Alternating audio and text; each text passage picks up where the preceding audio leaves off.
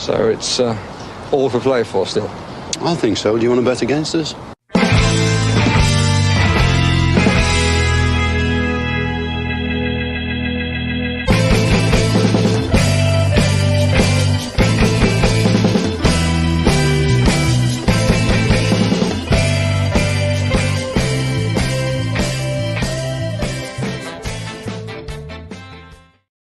Hello, Aston Villa fans, and welcome to For the Love of Pomegranate podcast. And what seems like, God, Paddy, that could be the longest break we've ever taken from podcasting. I think for myself, anyway, it's certainly, for myself, it feels like it was 2 weeks. And I'm going to be honest with you, I needed it. There's so much stuff I needed to catch up on, and in work and in family stuff and things like that. So, but the real business is back again now with football. Thank God that international stuff is out of the way. But I watched under 21 games. That was it.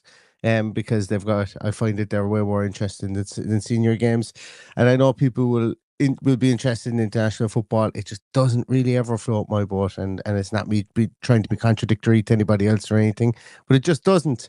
But club football does, because I find it an altogether better product, and that is now back. The more I'm coming around to your way of thinking, anyway, because the upcoming games on my international season ticket don't seem very appealing at all.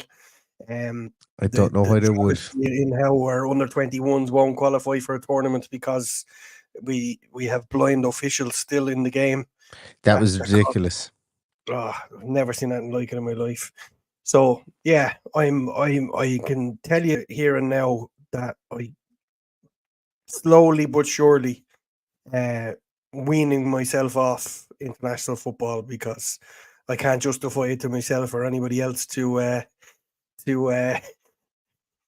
travel to Dublin on a school night to watch absolute drivel. Ireland is just a bad team. They're just a bad football team. You know, it's a long way from bad team that can't play for 90 minutes either.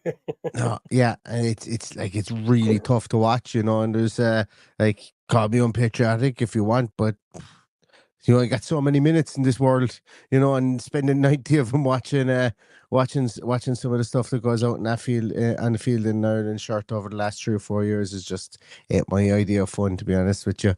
I would much prefer to watch reruns of the 2016 season when Villa went down than to watch. The only enjoyable part of it is I get to sit in the car for 4 hours with my 2 kids that will have no other choice but to listen to me. So we get to exactly catch up on everything that's going on. Exactly. But look, never fear. Look, Aston Villa are back, in the wonderful Unai I'm sure has been plotting over the last 2 weeks for this game, for the Fulham game. And look, I suppose we quoted the traps at it. You know, Villa are getting healthy again. And hopefully they will continue to get healthier. We won't see an awful lot of injuries over the course of the next few weeks coming out of the international break, because it's going to be a busy time. Some of you may have noticed that there's like 12 podcasts got up and upcoming in YouTube. If you guys are watching it now, I've loaded up like 12. And that's literally, I think, only for it's 9. And that's only just for this coming 7 days. You know, so it's going to get busy very, very quickly.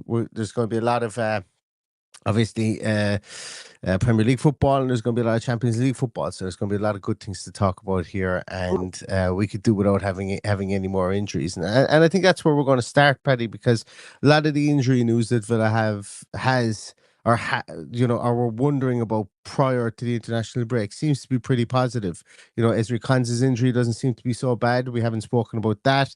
John McGinn looks to be back on track again. You know, his injury was supposed to be weeks. I think it was about 6 weeks. I think at the time we're 3.5, 4 weeks down the line on that one since that happened as well. So the fitter this team can get, the better. And obviously, look, what I'm alluding to is 2 big, huge, very talented and very wonderful elephants in the room of Boubacar Kamara and Tyrone Mings being playing during the international break in a behind closed doors friendly against Sheffield Wednesday, and I would imagine over the next week or so, probably even for Crystal Palace next week, I would imagine maybe even being back in the starting lineup. What do you think, Paddy?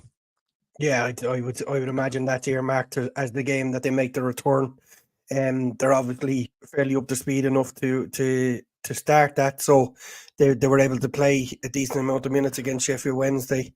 So we'll learn more as the weeks go on and we see them training with the group. But I would imagine they're nearly up to full speed. Another 10 days before 10 days, 2 weeks before we play Crystal Palace is probably just about enough they might get another under 23s game in between there as well. I wouldn't even be surprised to see one, if not both of them, on the bench the weekend. Depending, well, probably I would say somebody like maybe you might see a Boubacar on the bench at the weekend. Like nothing would surprise me in regards to that at the moment. The two of them have come through completely different recovery arcs. One of the things I did, because I kind of checked out an awful lot from footballing podcasts over the course of the international break. But one of the things I did. Christ, I can't remember who did it now. But I listened to a podcast on ACL injuries and I suppose the return timelines for them. Who did it? It might have been Tifo or somebody like that. I can't remember who it was. But I listened to the podcast and like it very much seems that Boubacar Kamara's injury was almost your textbook 6-month injury, and Tyrone Mings had nothing like a textbook ligament injury at all in his knee as well. So look, we're just delighted to have the two of them back, I suppose. And stress testing, I presume, is still being done with them at the moment. Obviously, they've had those 2 games where it's been 45 minutes. And I know everybody, I think it must have been one of the most how would I put it, one of the most eagerly awaited under 21 games of all time against Newcastle at that time. Everybody was looking for a dodgy link but because who was it? Was it Liverpool and Palace? Is that who was playing at 12 o'clock on that Saturday? We couldn't get to see the game of Mings and Kamara being back. And then obviously the behind closed doors friendly, that wasn't broadcast anywhere. But I think Villa won 2-1. Won that game 2-1 if I'm not mistaken. I remember there was a Sheffield Wednesday reporter had quite a good in-depth report into it. So as you said, look, minutes into the legs, but I think the big one, we like Onana as well. We had the likes of Onana, we had Jacob Ramsey that were out prior to the and Leon Bailey, I suppose, as well, prior to the international break. I'm hoping, or I'm assuming they're all going to be back for the weekend. We haven't heard any updates on them, and we will for Moon Night tomorrow. Yeah, tomorrow's going to tell a tale. It's a blessing in disguise, I suppose, that we had those 2 weeks for those guys that you just previously mentioned. On top of that, John McGinn, 2 of his weeks recovery is without international football. Pau Torres went away, didn't play a minute. So bar the travel, should be fairly rested. Ezri Konsa, huge miss if he's not going to be around. So fingers crossed we get him back on the pitch. And look, we are looking a whole lot more healthier than nearly we started the season. So it's these 2 guys coming in is going to be absolutely enormous. It's that old cliche that's 2 new signings. It's effectively 2 new signings when you haven't been without one of them for over a year and one of them for 10 months, 9 months, whatever it was. So yeah, really looking forward to seeing how he integrates them back in. Truly believe that it will be Crystal Palace because it's just the obvious one to give them Premier League standard opposition at Premier League pace, so it will give us a good indication of where they're at. Yeah, and look, it was a funny international break, I think, for Villa players in general. There was no real, like, I'm just trying to think. As I say, I did check out an awful lot, so I'm definitely going to get this bit wrong. But like Luca Dean played against Belgium, wasn't it Belgium? I think they played, and Yuri Tielemans played, but like penalty. Yeah, missed the penalty is right. Yeah, there it goes. That's why I've always been Team Morgan Rogers for penalty taking for Villa in the Premier League, and I think that might still be the case.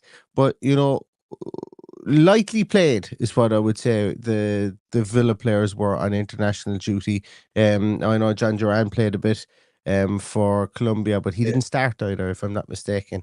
He didn't start the second one anyway, that's for sure. I'm not sure about the first one. And also Emi Martinez didn't travel because he was suspended for those 2 games. So a lot of blessings in there, I think. You know, a lot of rested bodies, I'm hoping, are ready to, you know, and let's face it, it's going to be no walk in the park on Saturday, so we're going to need everybody at full tilt, and we would imagine that this has been a blessing for the likes of, you know, Emi Martinez and Pau Torres not playing, and Konza, if he's fit again, it would be just magic.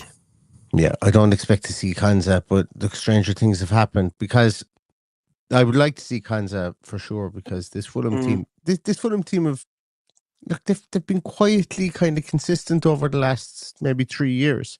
Marco Silva is a really good manager, really good manager. You know, there's not a lot can be said about him. Like he's performed pretty well with every club that he's had. He's probably had every club that he's had punching above its weight.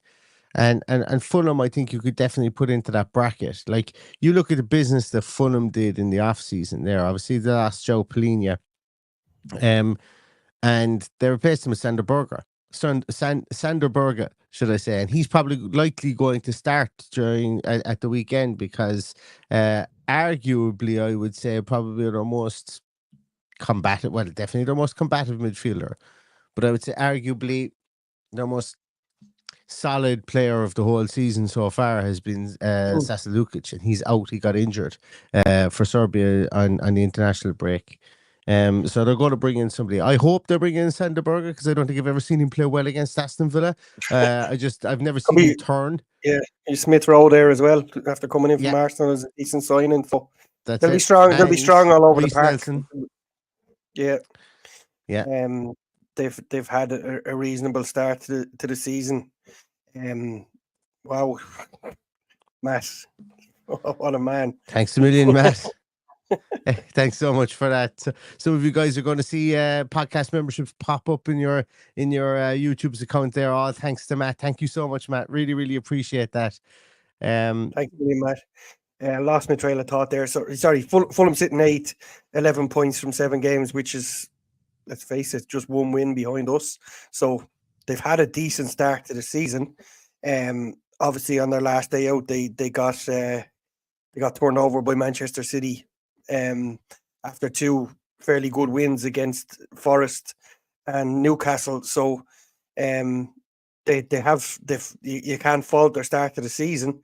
You know, I think their only other loss was to Manchester United. So they will be a formidable force, and they will fancy themselves to nick something from us. Yeah, I think they will indeed. Yeah, the way that they've kind of set up this year has been very much more like, the reason I highlighted Sasa Lukic was because they're going to let their fullbacks go forward.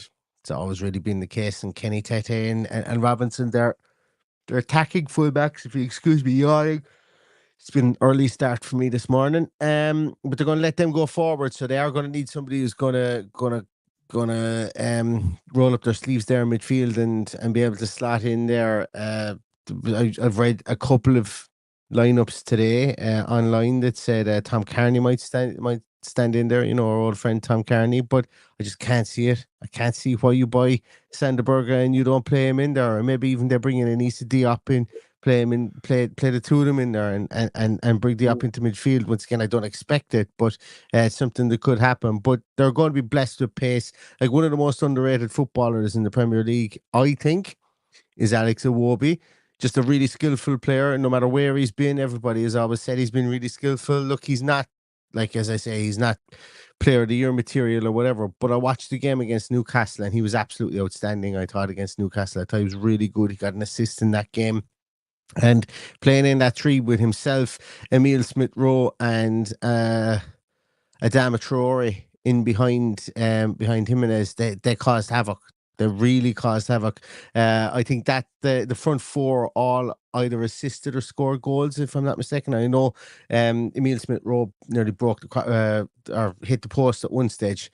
So, you know, they got really, really active in that game, and that's where Villa are going to need to tie this game down. That's why it's going to be important to have Amadou Onana back.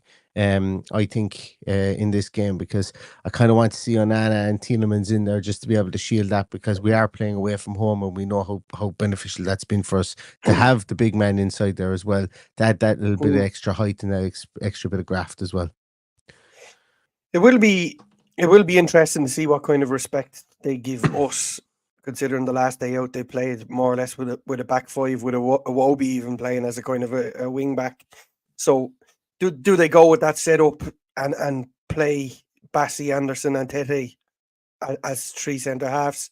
It's possible. Do people treat us in the same bracket as Manchester City at this stage? It is possible. I'm not saying we're anywhere near as good or as consistent as Manchester City, but I think they'd probably fancy themselves after playing that way against Manchester City and scoring 2 goals as well in the process. They could set themselves up to defend well and hit us on the counter attack. As you say, there's plenty there in attack to go and dismantle. What better teams have already done, or worse teams maybe have scored goals against us that we weren't expecting. So I fully expect a decent challenge. I think I've got to the stage now where I'm nearly expecting us to win every game, but that's just a joy to have as being a Villa fan, because after many years of being pissed off every Saturday evening, Sunday evening, Monday, Tuesday, Wednesday, all the way up to the next game, it's quite pleasant to have that experience. But I would expect that we should go and be hopeful of getting 3 points, but it's definitely not a given. Yeah, and I contemplated watching the City game, and I didn't think I'd get anything out of it. Yes, look, they scored 2 goals against Man City, and yes, but playing against Man City is a different proposition to playing against most teams in this league. But biggest reason I didn't was because I wanted to see what they were like at home. Because look, Craven Cottage is a different trip to most stadia that you're going to go to. Obviously, look, it's small, it's compact, it's different to any other stadium really that you're going to come across in the Premier League. Maybe save for the likes of Selhurst Park and things like that. But it's a stadium that obviously holds some bittersweet memories for us. Obviously, Steven Gerrard had to sit up at the top of the bus and was dropped off at his house coming home from Craven Cottage. What was it? What's 2 years, nearly almost 2 years ago to the day now, that happened. So it has some of those memories for us. And, Fulham are never easy when you play them at home. So that's why I watched the Newcastle game, because they went there. Newcastle went there, and Newcastle obviously are a team who've got high hopes within this league as well. But what I was really struck by within that game was the compactness that Fulham had, and the fact that they were able to force mistakes. And 2 of their goals that Fulham got that day came from mistakes. One from Bruno Guimaraes and one from Nick Pope, really. With mistakes in that game that kind of directly led to goals as well. So that's the reason why I looked at it, because Marco Silva is so good at setting them up to play at home. And yes, you can take that Man City game into account with regards to the scoreline and so on. But the way every team in this league is going to set up against City is going to be different to the way they're going to set up against every other team.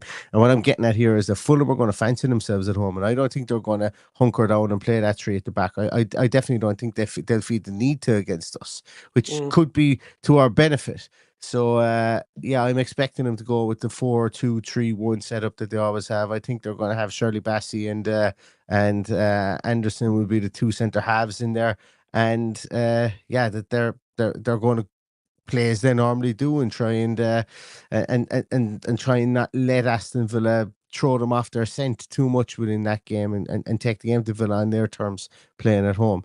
I just don't see Marco Silva doing it any other way. Whenever we've played Fulham, they've always kind of not deviated from the plan. And yes, we went and beat them 3-1 and 2-1 last year, I think it was.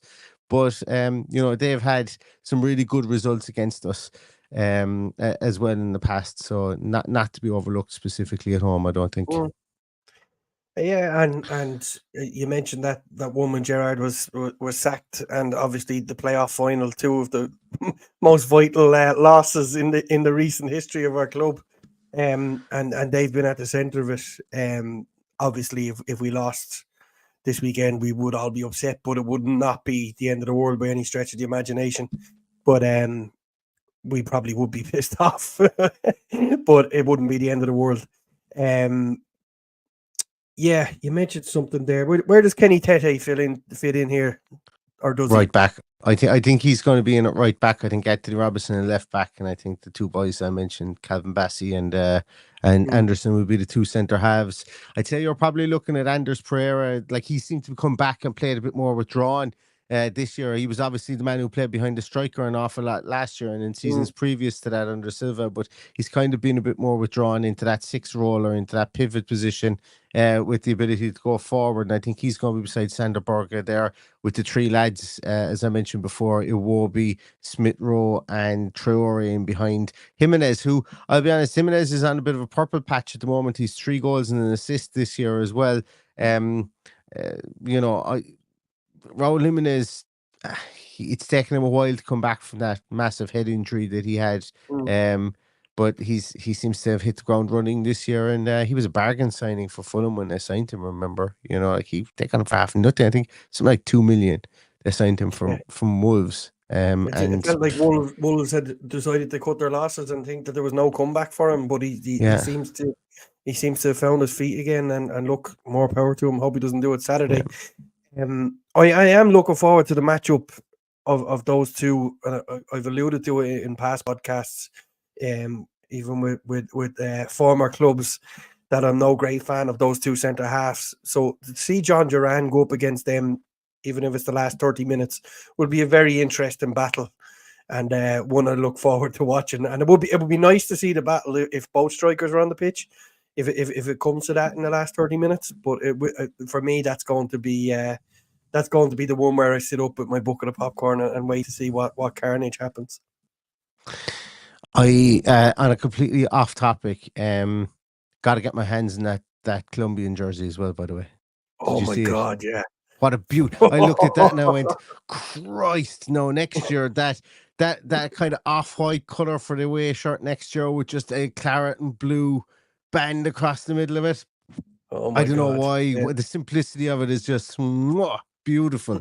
Absolutely beautiful. Actually, one other podcast I did, and this is way off topic, one other podcast I did watch was Rob Warner's podcast and with the Spark Academy and the kit breakdown, where they looked at the knockoff kits and the real kits together and showing the difference between them and having conversations about it. So go find that, actually, if you haven't watched it. It's actually a really good podcast. Those two guys are absolutely brilliant. If you're looking for a good, honest sit down of two boys just chatting to each other about football kits, it's one of the best podcasts you're going to find. And that's just off the cuff promotion of Rob's podcast. Rob's been on this with it a couple of times, and he has the best jacket I've ever seen in the flesh ever. And he's wearing it. He's wearing it in that podcast, so that encourages people over to have a look at it. Yeah, absolutely.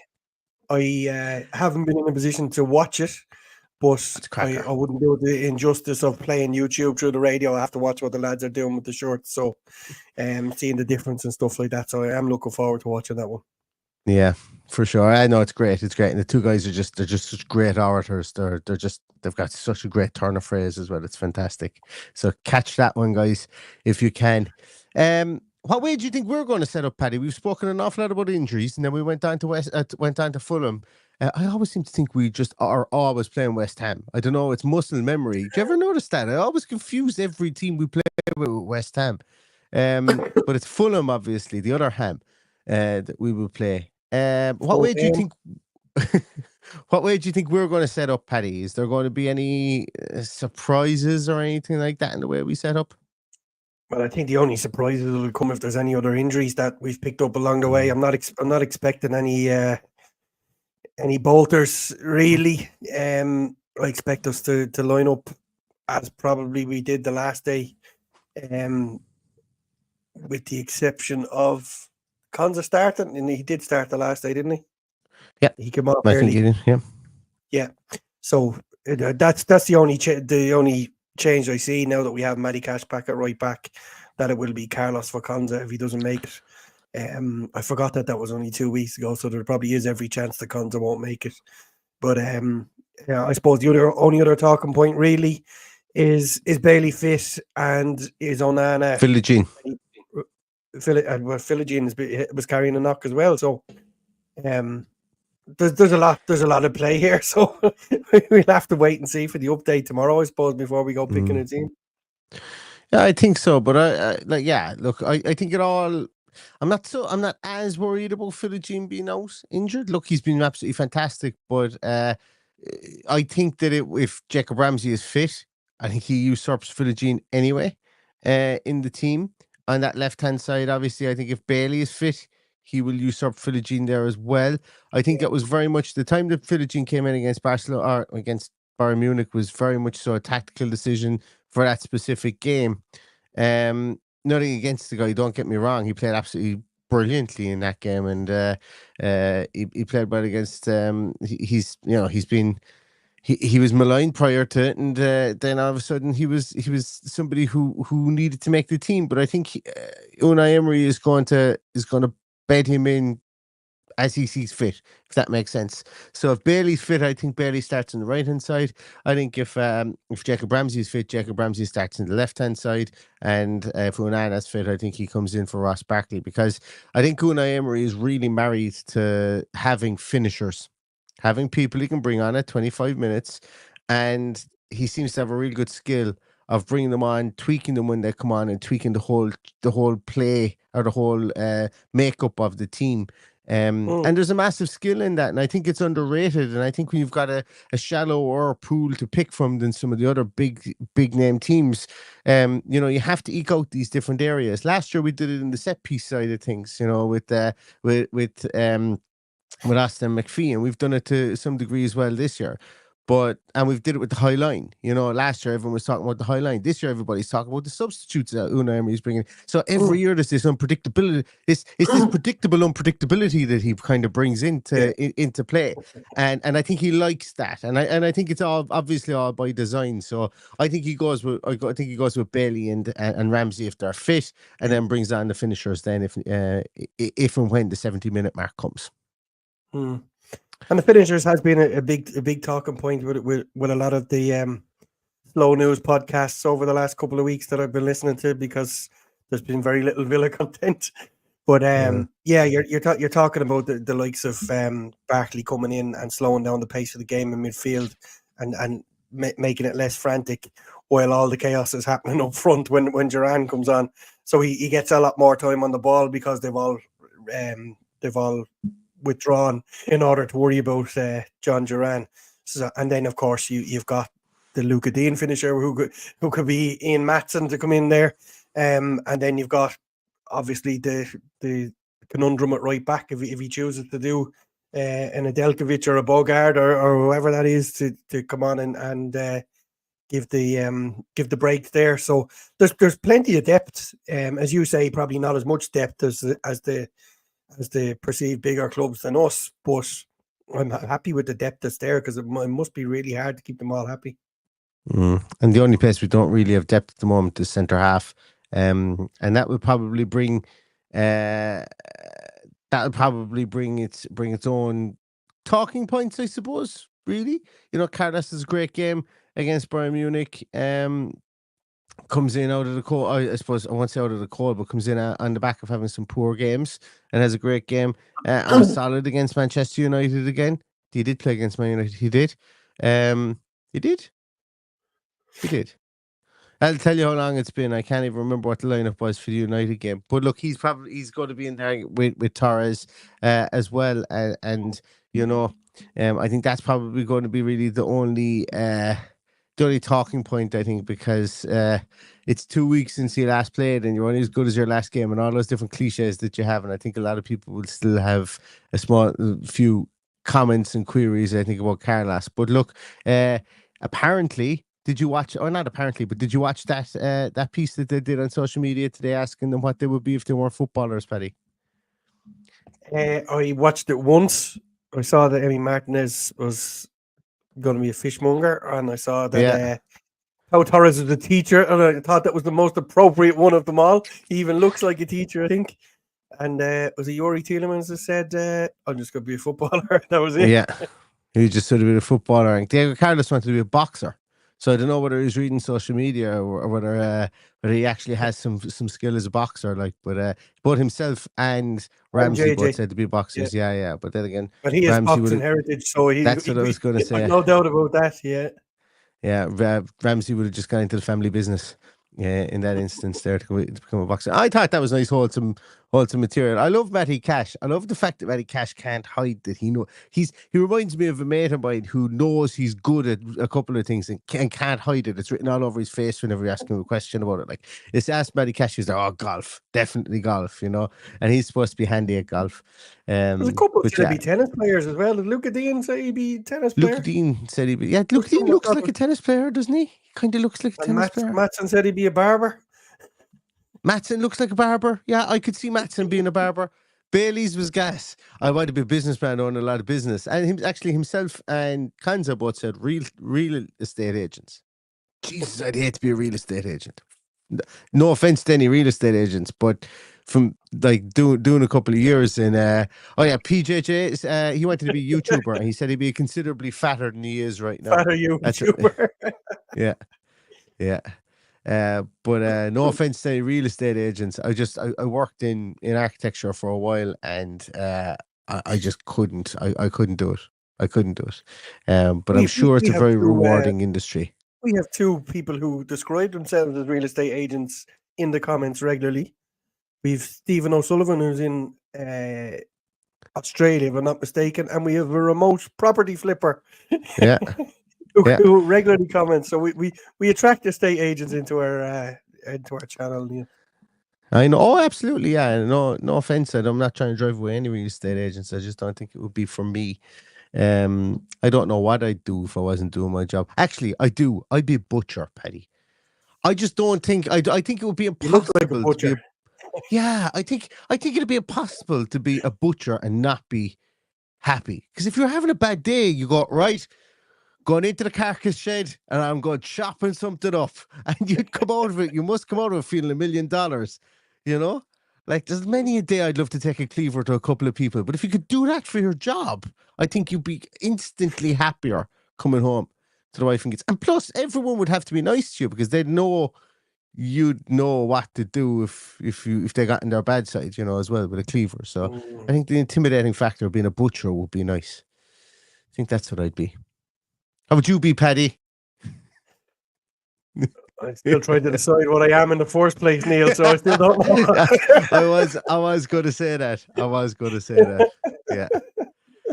Yeah.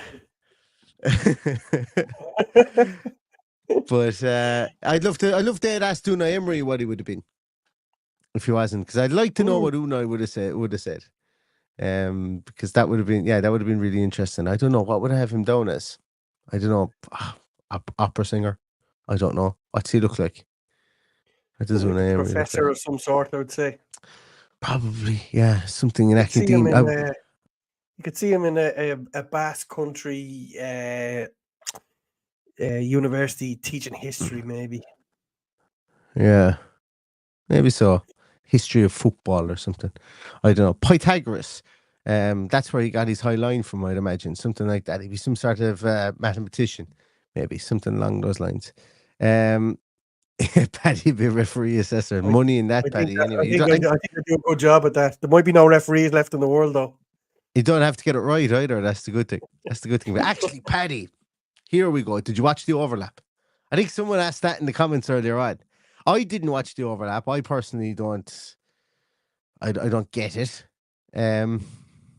I watched my first. When I say watched, I drive a lot with my job, so sometimes I put a YouTube video on and it's face down on the chair beside me, so I would be listening to it as opposed to watching it. So I didn't watch today's episode, but I listened to it, and it is 90 minutes of my life that I'm never fucking getting back again, and I'm a bit pissed off that I did it.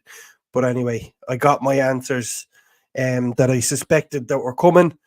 That we got a load of questions about Manchester United because it was a love-in for Manchester United and one of their former players, Howard Webb, was there. And then we had Ian Wright, who was giving out about the usual Declan Rice red card, and was a Trossard, the other one. And two words that weren't mentioned on that podcast, or whatever you want to bloody call it, the Big Six love-in. Two words that weren't mentioned were Aston or Villa. So it was an absolute waste of my time, as expected. Typical Sky bullshit. They just want to talk about the main things that happened to the Big Six and nothing else. There was one question which I thought was really relevant, where I think Jill Scott asked it and then interrupted him rudely afterwards. But he started to tell them that they were trialing a manager's call where a manager can question a couple of decisions in a game, and they're trialing it in some under-17 league, and then that wasn't good enough. We had stopped talking about Liverpool or Man United, so it was back into to talking about that shite. I So like. they cut him off and didn't let him finish. I like the idea of that. I like the idea of a coach's challenge. I like the idea of it. Apparently, it was Roy Keane's idea as well. Roy Keane had apparently said this previously. I think if you get two, and if you get the first one wrong, that's fine. If you get the second one wrong, you lose a substitution. I think there needs to be some penance for it, and the reason being is because it brings jeopardy into it, and it makes managers think about it, and also it stops managers from using it as an intimidating tactic. Because managers will use it to ice games. Like they'll use it to, if there's pressure on, and if a decision isn't given, they'll use it to waste time and to slow down momentum. So my big thing there is that you bring in jeopardy into it. That if you get the first one, fine, or you get one in each half. But if you use it in the second half and it doesn't work, you lose the substitution or something like that.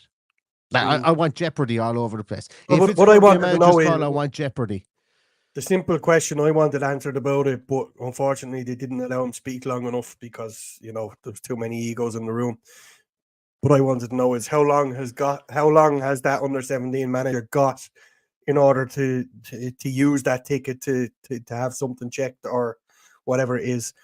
But we didn't get that far. I'd imagine, that's actually a really good question, Paddy, because there would need to be limitations on it.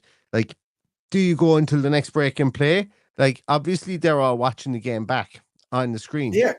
So they're going to see it themselves. But then again, you know, with the ambiguity of VAR at times, they're watching it on the screen. They don't get the calls right themselves in the benches when they're watching it, you know. So I think probably the easiest way to be next time the ball goes dead.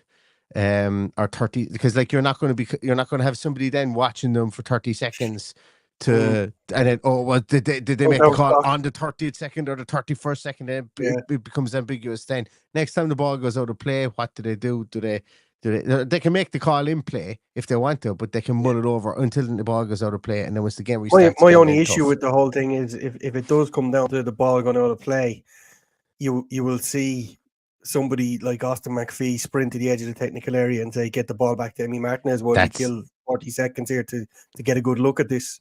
Yeah, so that's another good point. Yeah. So, or you'll have people go, shit, that was a bad challenge. Boot it out of play. Quickly run after the ball, throw it back in again. You know? Yeah. You'll have that. Yeah, you'll have that. I suppose. Look, why not? Does the fourth official then become more? Does the fourth official? So do you notify the fourth official that we're thinking about making a call here on this one, and does he come over and put you on a clock? Does he become more of an administrator of it? I think. I don't know what a fourth official does, and that's not being facetious. I just genuinely don't. Other than being there as a substitute, I'm not being bad about it. He holds up the board. He is there in case somebody gets injured, but I don't know what other administrative tasks he has. I don't think he's even there if someone gets injured. He's there to separate the benches, and he's there to put people back in their box if they literally step outside it. But I think, how about we make it real entertainment then in that case, Paddy? How's about in every dugout there's a big red button, and when you press it, a buzzer goes off and goes, Arr! There's a challenge coming in here, and then next thing, like, it flashes up, the sides of the screen go red, big red box flashes up on the side of the screen, and turn it into something like I don't know what you're trying to make it right entertainment. Then if you're not going to bring jeopardy into it, make it right entertaining then, so that everybody knows and the crowd's going nuts. Because VAR takes away that bit of crack as it is. But if you bring in a bit of entertainment and a bit of so you're watching the game and next thing something happens and you're going, oh, is he going to make it? Next thing you hear the big or something like that, a big hooter goes off in the stands and the crowds are like, wow, he's making a challenge. You know, I don't know. Am I too giddy That's a very American football way of looking at it. There was a couple might of things as well. you did say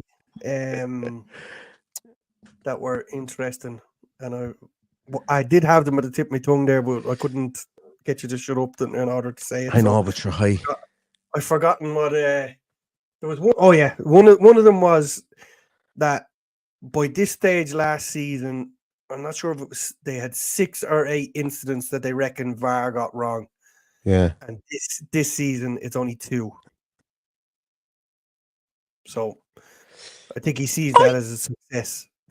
Well, I would see that as a success. And you know what? It's I an don't improvement. imagine there should be no Success, no. Improvement, maybe. But it didn't ask too much about referee's call or anything like that. So it was, yeah. Were there too many? There haven't been too many high profile ones. Like you can say that the rules are an ass about the Declan Rice one. Like, and that's what most people. That's the only argument they can be making there, because he did what he was accused of doing, and it was there to see on VAR. So it's. If you apply the rules of the law, it's a second yellow, you know. But I can't remember any. Who was the player that he stopped kicking the ball? Was it Lewis Dunk? I don't know. I don't remember. I'm up since one of the celebrities suggested that they got it so badly wrong that it should have been him that was sent off for kicking Declan Rice. That he knew what he was doing. There you go. Oh boy.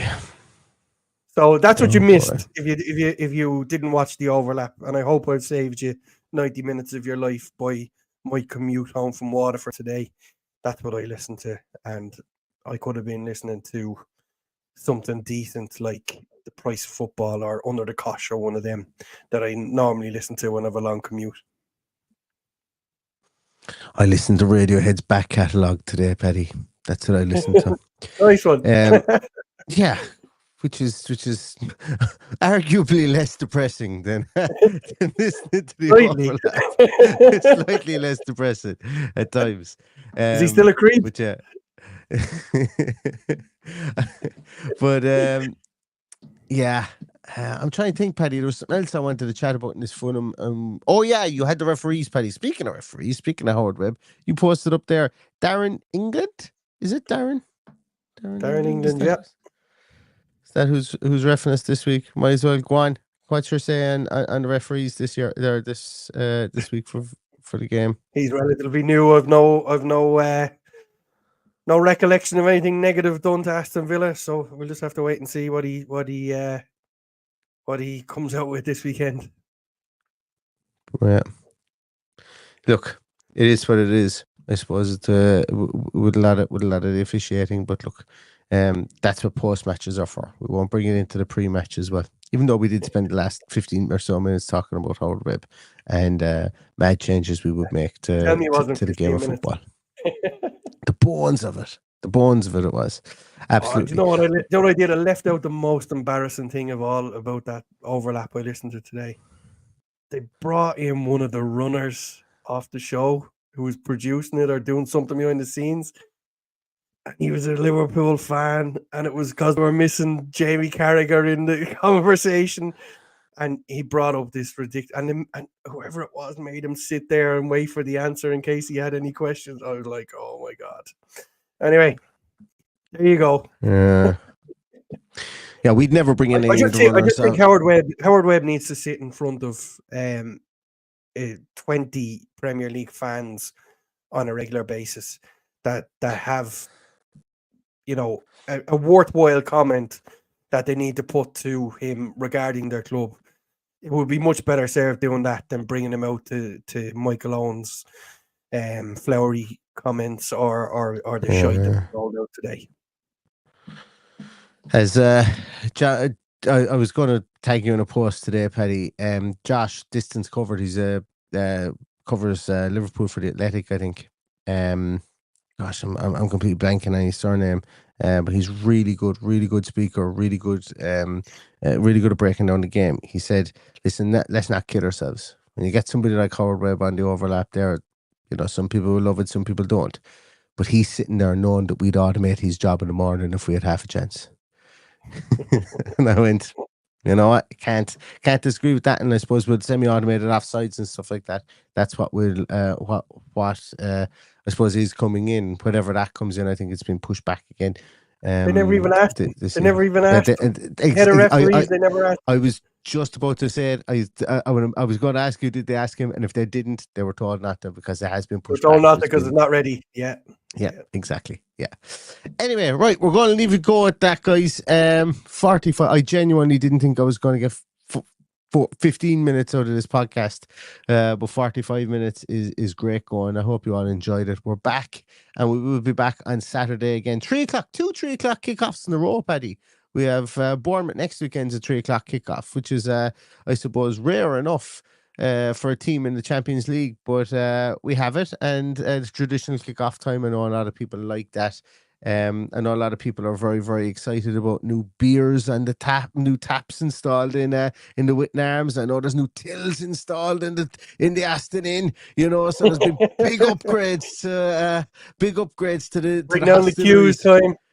yeah, big upgrades to the boozers in around Villa Park as well. So I know it's Fulham away this Saturday, but for Bournemouth, they'll all be in action as well the week after. And obviously, you've got the little matter of Bologna away, which some people mentioned was sold out, but it ain't sold out.